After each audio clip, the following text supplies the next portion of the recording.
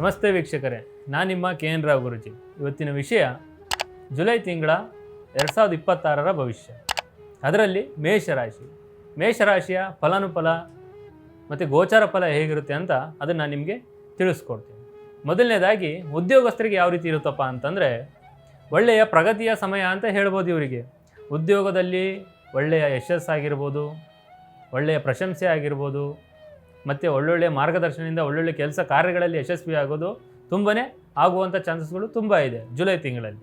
ಮತ್ತು ಇದರ ಜೊತೆಗೆ ಹೊಸ ಹೊಸ ಜವಾಬ್ದಾರಿಗಳು ಇವರಿಗೆ ಬೆನ್ನಿಗೆ ಬೀಳ್ತಾ ಹೋಗುತ್ತೆ, ಇವರಿಗೆ ಕೈ ಸೇರ್ತಾ ಹೋಗುತ್ತೆ. ಇವರು ಮಾಡುವಂಥ ಕೆಲಸದಲ್ಲಿ ಶ್ರದ್ಧೆ ಭಕ್ತಿಯಿಂದ ಮುಂದೆ ಹೊರದಷ್ಟು ಇವರಿಗೆ ಪ್ರಮೋಷನ್ ಆಗಿರ್ಬೋದು, ಅಥವಾ ನೀವು ಇಷ್ಟ ಬಂದಂಥ ಜಾಗಕ್ಕೆ ವರ್ಗಾವಣೆ ಆಗುವಂಥದ್ದಾಗಿರ್ಬೋದು, ಎಲ್ಲ ರೀತಿ ನಿಮ್ಮದಾಗುವಂಥ ಸಾಧ್ಯತೆ ಜಾಸ್ತಿ ಇದೆ. ಮತ್ತು ವ್ಯಾಪಾರ ವ್ಯವಹಾರಸ್ಥರಿಗೆ ನೋಡ್ತಾ ಹೋದರೆ ಇವರಿಗೆ ಬಹಳನೇ ಲಾಭದಾಯಕ ಬೆಳವಣಿಗೆ ತುಂಬಾ ಕಾಣ್ತಾ ಹೋಗುತ್ತೆ ಈ ತಿಂಗಳಲ್ಲಿ ಮೇಷರಾಶಿಯವರಿಗೆ. ಯಾಕಪ್ಪ ಅಂತಂದರೆ, ಏನೇ ಒಂದು 10 ರೂಪಾಯಿ ಇನ್ವೆಸ್ಟ್ಮೆಂಟ್ ಮಾಡೋದು ಸಹಿತನೂ ಅವರಿಗೆ 100 ರೂಪಾಯಿ ಲಾಭ ಬರುವಂಥ ಚಾನ್ಸ್ಗಳು ತುಂಬ ಆಗಿದೆ. ಇದರ ಜೊತೆಗೆ ವ್ಯಾಪಾರ ವ್ಯವಹಾರದಲ್ಲಿ ಸ್ಥಿರತೆಯನ್ನು ಕಾಣ್ತಾ ಹೋಗ್ತೀರಾ, ಎಲ್ಲ ಕಡೆಯಿಂದನೂ ಸ್ವಲ್ಪ ಬೆಳವಣಿಗೆ ಕಾಣ್ತಾ ಹೋಗ್ತೀರಾ. ಮತ್ತು ಏನೇ ಒಂದು ಕೆಲಸ ಕಾರ್ಯಗಳಲ್ಲಿ ವ್ಯಾಪಾರ ವ್ಯವಹಾರಗಳಲ್ಲಿ ಭಾಳನೇ ಮುಂದೂಡಿಕೆ ಆಗ್ತಾ ಹೋಗುತ್ತೆ. ಇದರ ಜೊತೆಗೆ ಏನಪ್ಪ ಅಂತಂದರೆ, ಸ್ವಲ್ಪ ಪಾರ್ಟ್ನರ್ಶಿಪ್ ಬಿಸ್ನೆಸ್ ಏನು ಮಾಡ್ತಾ ಇರ್ತೀರಾ, ಆತುರದ ನಿರ್ಣಯ ತೊಗೊಳೋಕ್ಕಿಂತ ಮುಂಚೆ ಸ್ವಲ್ಪ ಯೋಚನೆ ಮಾಡಬೇಕು.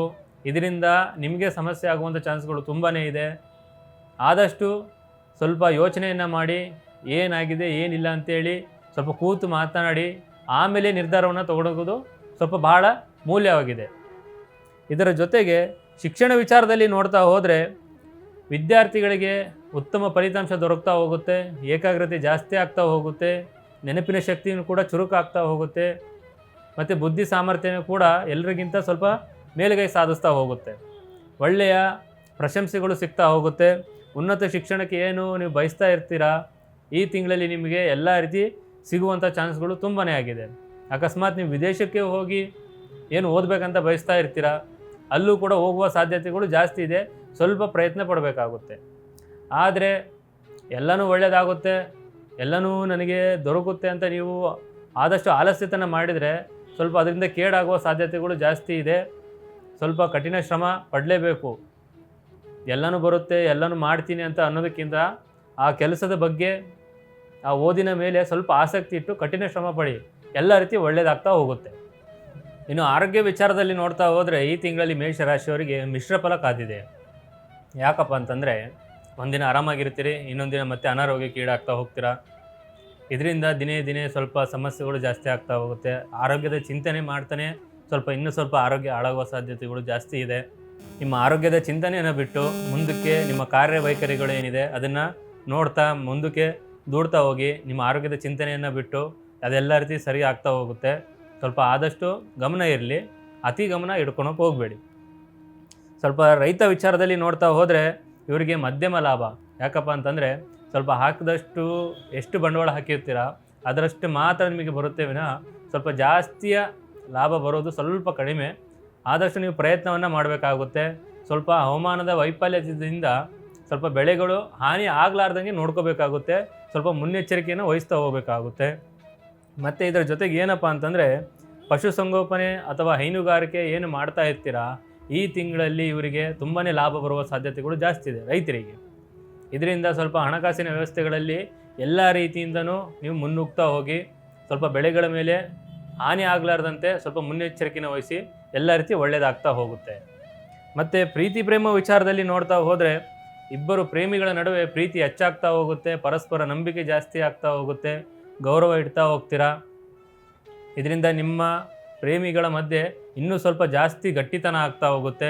ಇದರಿಂದ ಮೂರನೇ ವ್ಯಕ್ತಿಗಳ ಪ್ರವೇಶ ಆದರೂ ಸಹಿತನೂ ಸ್ವಲ್ಪ ಅವರ ಮಾತು ಬಿಟ್ಟು ನೀವಿಬ್ಬರು ಕೂತು ಮಾತನಾಡಿ, ಏನೇ ಒಂದು ಸಮಸ್ಯೆ ಬರಲಿ, ಏನೇ ಒಂದು ಭಿನ್ನಾಭಿಪ್ರಾಯ ಬರಲಿ, ಎಲ್ಲ ರೀತಿ ಸರಿ ಹೋಗ್ತಾ ಹೋಗುತ್ತೆ. ಸಣ್ಣ ಪುಟ್ಟ ಏನೇ ಒಂದು ಭಿನ್ನಾಭಿಪ್ರಾಯ ಬಂದರೂ ಸಹಿತ ಮಾತಿನ ಮುಖಾಂತರನೇ ಬಗೆಹರಿಸಿ, ಆದಷ್ಟು ಬೇರೆಯವರು ಮಾತಿಗೆ ಕಿವಿಯನ್ನು ಕೊಡೋದು ನಿಲ್ಲಿಸಿ.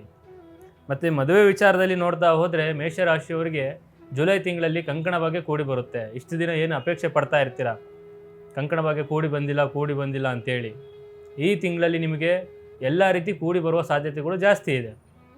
ಆದರೆ ಒಳ್ಳೆಯ ಸಂಬಂಧ ಬಂದರೂ ಸಹಿತನೂ ಗುರು ಹಿರಿಯರ ಮುಖಾಂತರ, ಗುರು ಹಿರಿಯರ ಸಮ್ಮುಖದಿಂದ ನೀವು ಮಾತನಾಡಿದಷ್ಟು ನಿಮಗೆ ಒಳ್ಳೆಯ ಸಂಬಂಧ ಕೂಡಿ ಬರ್ತಾ ಹೋಗುತ್ತೆ. ಮತ್ತು ದಾಂಪತ್ಯದಲ್ಲಿ ನೋಡ್ತಾ ಹೋದರೆ ಇಷ್ಟು ದಿನ ಏನು ಕಿತ್ತಾಡ್ತಿರ್ತೀರ, ಜಗಳ, ಕಿರಿಕಿರಿ, ಮನಸ್ತಾಪ, ಭಿನ್ನಾಭಿಪ್ರಾಯ ಏನು ಇರುತ್ತೆ ಅದೆಲ್ಲ ರೀತಿ ಕಳೆದೋಗಿ ಸಂತೋಷದ ವಾತಾವರಣ ಆಗ್ತಾ ಹೋಗುತ್ತೆ. ಮನೆಯಲ್ಲಿ ಎಲ್ಲ ರೀತಿ ಸುಖಮಯ ಆಗ್ತಾ ಹೋಗುತ್ತೆ. ಇಬ್ಬರ ಮಧ್ಯೆ ನೆಮ್ಮದಿ, ಸುಖ, ಶಾಂತಿ ಎಲ್ಲ ಸಿಗ್ತಾ ಹೋಗುತ್ತೆ. ಆದಷ್ಟು ಭಿನ್ನಾಭಿಪ್ರಾಯಗಳನ್ನು ದೂರ ಇಡ್ತಾ ಹೋಗಿ. ಹಣಕಾಸಿನ ವಿಚಾರದಲ್ಲಿ ನೋಡ್ತಾ ಹೋದರೆ ಸ್ಥಿರ ಆದಾಯ ಅಂತಂದರೆ ಆದಾಯದ ಮೂಲ ತುಂಬ ಚೆನ್ನಾಗಿರುತ್ತೆ. ಅವರಿಗೆ ಏನೇ ಒಂದು ಕೆಲಸ ಮಾಡಿದ್ರು ಸಹಿತನೂ ಎಲ್ಲ ಕಡೆಯಿಂದ ದುಡ್ಡು ಬರುವ ಸಾಧ್ಯತೆಗಳು ಜಾಸ್ತಿ ಇದೆ. ಆದಷ್ಟು ಇವರು ಖರ್ಚುಗಳ ಮೇಲೆ ನಿಯಂತ್ರಣವನ್ನು ಮಾಡ್ತಾ ಹೋಗಬೇಕು. ಅನಿರೀಕ್ಷಿತ ಖರ್ಚುಗಳನ್ನು ಮಾಡಿ ಸುಮ್ಮನೆ ಹಣದ ಪೋಲು ಮಾಡೋಕ್ಕಿಂತ ಸ್ವಲ್ಪ ಉಳಿತಾಯದ ಕಡೆ ಗಮನ ಹರಿಸಿದಷ್ಟು ತುಂಬಾ ಅನುಕೂಲ ಆಗುವ ಸಾಧ್ಯತೆಗಳು ಜಾಸ್ತಿ ಇದೆ. ಮತ್ತು ಆಸ್ತಿ ಖರೀದಿಯ ವಿಚಾರಗಳು ಕೂಡ ಮಾಡ್ತಾ ಹೋಗ್ತೀರಾ. ಭೂಮಿ ಆಗಿರ್ಬೋದು, ಮನೆ ಆಗಿರ್ಬೋದು, ವಾಹನ ಖರೀದಿ ಆಗಿರ್ಬೋದು, ಎಲ್ಲ ರೀತಿ ಮಾಡುವಂಥ ಸಾಧ್ಯತೆಗಳು ತುಂಬಾ ಇದೆ ಜುಲೈ ತಿಂಗಳಲ್ಲಿ ಮೇಷರಾಶಿಯವರಿಗೆ. ಇನ್ನು ಇದೆಲ್ಲ ಬಿಟ್ಟು ನಿಮ್ಮಲ್ಲಿ ಏನಾದರೂ ಸಮಸ್ಯೆಗಳು, ಚಿಂತನೆಗಳು, ಕಿರಿಕಿರಿಗಳು, ಮನಸ್ತಾಪಗಳು ಏನಾದರೂ ಆಗ್ತಾ ಇದ್ದರೆ ಪ್ರತಿ ಸೋಮವಾರ ಶಿವನ ದರ್ಶನವನ್ನು ಪಡೆದು ಶಿವನ ಆರಾಧನೆಯನ್ನು ಮಾಡಿ ಎಲ್ಲ ರೀತಿ ನಿವಾರಣೆ ಆಗ್ತಾ ಹೋಗುತ್ತೆ. ಮತ್ತು ಇದಕ್ಕೆಲ್ಲ ಬಿಟ್ಟು ಯಾರಿಗೂ ಹೇಳ್ಕೊಳ್ಳಾಗಿರೋಂಥ ಸಮಸ್ಯೆಗಳಾಗಿರ್ಬೋದು, ಕಿರಿಕಿರಿ ಆಗಿರ್ಬೋದು, ನಿಮ್ಮ ಇಬ್ಬರ ಮಧ್ಯೆ ಮನಸ್ತಾಪಗಳು ಆಗ್ತಾ ಇರ್ಬೋದು, ಏನಾರೋ ಒಂದು ಸಮಸ್ಯೆಗಳು ಇದ್ದರೂ ಸಹಿತ ಒಮ್ಮೆ ನಮ್ಮನ್ನು ಸಂಪರ್ಕಿಸಿ.